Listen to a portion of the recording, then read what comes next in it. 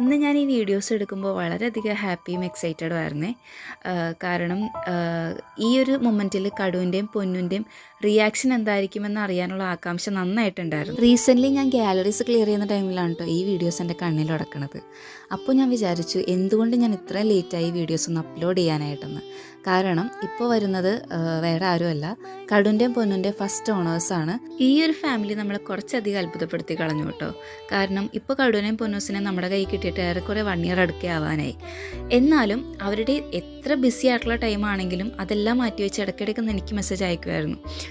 പൊന്നൂസും കടൂസും okay ആണോ, അവർ happy ആണോ, അവർ recent ആയിട്ടുള്ളൊരു പിക്സൊക്കെ അയക്കുമോ, വീഡിയോസ് അയക്കുമോ, അവരുടെ ഹോബീസ് ഇതാണ്, അവരുടെ ഹാപ്പിനെസ് ഇതാണ്, അങ്ങനെ ഒരുപാട് കാര്യങ്ങൾ ഈ ഫാമിലി എനിക്ക് ഷെയർ ചെയ്യുമായിരുന്നു. ടു ബി ഹോണസ്റ്റ്, ആ ടൈമിൽ ഞാൻ അങ്ങനെ ആലോചിക്കുമായിരുന്നു, എന്താണ് ഇവർക്ക് നമ്മളെ വിശ്വാസമില്ലേ, അല്ലെങ്കിൽ നമ്മളിവരെ കൊണ്ട് കളഞ്ഞോ, അല്ലെങ്കിൽ എന്തായിരിക്കും ഈ ഫാമിലിയുടെ ഉള്ളിലുണ്ടായിരുന്ന ഡൗട്ടെന്ന് എനിക്ക് ഒരിതുണ്ടായിരുന്നു. ഞാൻ ഇടയ്ക്കിടയ്ക്ക് ഹസ്ബൻഡിനോട് പറയുമായിരുന്നു, അവരെന്തിനാ ഇങ്ങനെ ചോദിക്കുന്നത്, ഇനി കടുവിനെയും പൊന്നിനെയും നമ്മുടെ അടുത്ത് കൊണ്ടുപോവോ എന്നൊക്കെ ഞാൻ ചോദിക്കുമായിരുന്നേ.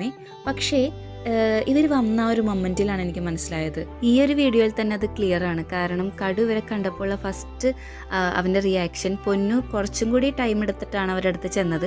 പക്ഷെ കടു അവരെ കണ്ട അപ്പം തന്നെ മണത്തു അറിഞ്ഞു കെട്ടിപ്പിടിച്ചു, അവരുടെ അടുത്ത് ചെല്ലുന്നുണ്ടായിരുന്നു, കുരയ്ക്കുന്നുണ്ടായിരുന്നു, കാലിൽ കിടന്ന് ചുറ്റുന്നുണ്ടായിരുന്നു. അവനക്ക് പറ്റാവുന്ന രീതിയിൽ മാക്സിമം അവൻ്റെ ലവ് എക്സ്പ്രസ് ചെയ്യുന്നതായിരുന്നു. പൊന്നിന് കുറച്ച് സ്റ്റാർട്ടിങ് ട്രബിൾ ഉണ്ടായിരുന്നു കേട്ടോ. അത് കഴിഞ്ഞപ്പോഴത്തേക്ക് ആൾ ഓക്കെ, അവരുടെ കൂടെ തന്നെയായിരുന്നു ഇരിപ്പും ഒക്കെ.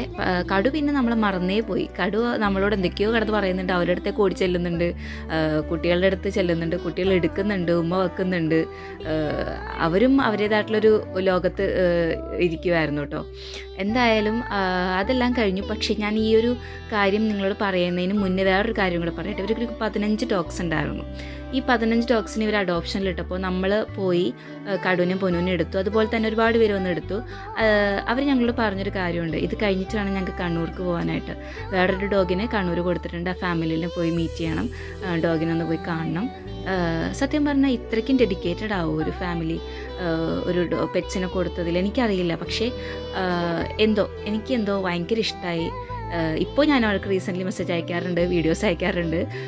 ഇപ്പോഴും ഞങ്ങൾക്ക് അവരെ കാണണമെന്നുണ്ട്. ഇനിയും ഞങ്ങൾ അവരെ കാണും. അതെല്ലാം ഞാൻ വീഡിയോസിൽ അപ്ലോഡ് ചെയ്യുന്നതായിരിക്കും. ഓക്കെ, അപ്പോൾ ഇത്രയൊക്കെ ഉള്ളൂ നമ്മുടെ ഈ ഒരു വീഡിയോസിൽ പറയാനായിട്ട്. ഇത് കഴിഞ്ഞിട്ടുള്ള കടുവിൻ്റെ പൊന്നിൻ്റെ ഇവർ പോയതിന് ശേഷമുള്ള റിയാക്ഷൻ ഞാൻ ഇടാവേ.